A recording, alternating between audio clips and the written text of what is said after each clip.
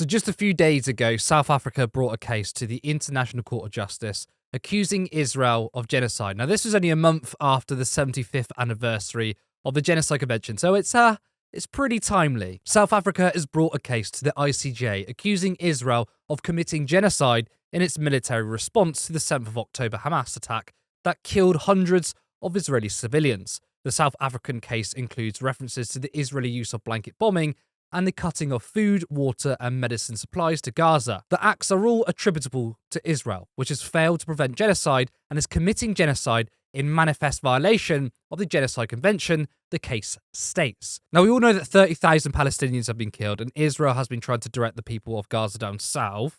Essentially, they are also committing ethnic cleansing. It is incredibly transparent that Israel was trying to rid of all the Palestinians in the land so Israel can take it over and make it their own. I mean, these actions have nothing to do with defending themselves. The response to the Hamas attack has been, of course, disproportionate. And, of course, it's been used as an excuse to wipe all Palestinians off the face of the earth, not to mention the fact that they've been occupying Palestinians for 75 years. But finally, it looks as if someone is willing to hold Israel accountable because, my God, the US and UK certainly won't. And I think this is a proper way of South Africa apologising for apartheid. Apologising means making amends, not just bullshit words. And what better way of doing it than by standing on the right side of history when someone else commits a genocide? No surprise that Israel has denied this, but it's not just them, it's the US who are backing them no matter what, who think the accusation of genocide is also nonsense. Israel has signalled its determination to rebuff the charges, which Tel Aviv and Washington have rejected as baseless. It could take the court years to make a ruling, but it could also issue provisional measures requiring actions like a ceasefire to mitigate the risk of genocide. Now, this wouldn't be a typical Israel response without a representative saying something completely and utterly unhinged. So, this might be the most insane response to an accusation of genocide, which is that South Africa, wait for it, are the legal wing of Hamas. And yes, there is a clip. Well, since we last spoke, Sahel, we've also had a commentary from the spokesman of the Israeli Foreign Ministry. I'm just going to quote some of the things that were said. South Africa is functioning as the legal arm of Hamas, is what it says, accusing it of ignoring the fact that Hamas murdered, executed, raped and kidnapped Israelis. It even called the South African lawyers are representatives of Hamas at court. And let me remind our viewers of what we just talked about earlier. The other comments that we've heard, economy minister, for example, anti-Israelism is the new anti-Semitism. I'm almost lost words. I mean, fucking hell, Hamas are everywhere. I mean, have you checked under your beds? Maybe Hamas are in there. I mean, if Hamas had this level of influence and worldly ability, then how do they kill way less people than Israel have? I mean, if we are to believe Israel that Hamas is basically everywhere, then surely they would have already dismantled Israel in a heartbeat. Now, clearly, you are in the wrong when part of your defense is as something as ludicrous as that. However, that's pretty much Israel's response the whole way through this conflict. Just unhinged nonsense. And now, apparently, anti-Israel is the new anti-Semitism. Okay, so I guess those who oppose white nationalists, who want a white-only ethno-British state, are anti-white?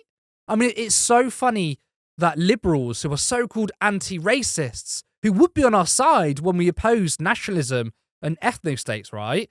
But suddenly it's fine when it comes to Israel. I mean, they'll say America first bad, Britain first bad, but Israel first and only? OMG, so progressive. Also, we are talking about a state here, not Jewish people. We are talking about a nation and its politicians. Of course, for Zionists, Israel and Jewish people are one of the same, which is literally anti-Semitic in itself. I'm not holding Jewish people accountable for the atrocities of Israel, so why do Zionists automatically think we are targeting them? Well, I mean, I guess I just answered my own question, didn't I? So what's next? Trying to hold a nation to account through the courts is now anti-Semitic? Well, I wish I was joking when I say that someone has implied this, but I'm not, and it's from the one and only, my personal villain of 2023, Lee Kern, trying to prosecute Israel through courts. trying to boycott Israeli goods. These are all masks. October 7th was the mask pulled off. This is a multi-dimensional war against Jews and the existence of Israel. The murder and rape of Jews perpetuated by Hamas was the true heart of this war. All other tactics are simply that. Other tactics, pursuing, I think you meant to say pursuing, the same goal. The end of Jewish independence and our eradication. Now, these words sound no different to a far-right nationalist. I mean, the position is the same, but the unhinged rhetoric and language, that is the sort of stuff you hear from genuinely dangerous people. I mean, this man needs help. Now, the ramifications of the court cases will be slow. It's not like this will stop the genocide. I mean, it will probably take years for any kind of charge to actually be applied to Israel. But I think this is a symbolic victory in itself. I mean, we can see plainly who will be on the right side of history. All of this will be documented. Many politicians, lawyers will be documented. And one day we will look back and see how evil some people are. And remember this, there will come a time when these people will try to backtrack. They will try to deny it because at a certain point, there will be a shift in the narrative, as it always has been in history. I mean, think back to all the atrocities. There was always either a sizable minority or a majority supporting something terrible. Then comes a day when we all collectively understand how bad it is. The point is to try and not repeat history and oppose things before they happen, but we're just not really good at learning from history. But aside from the moral victory, in the coming weeks and months, this may put some real pressure on Israel. It could potentially foster another ceasefire. I mean, we already have Netanyahu, one of the world's biggest monsters, backtracking on his rhetoric just a little bit. But we'll see what happens. But I have to say, this is fantastic from South Africa.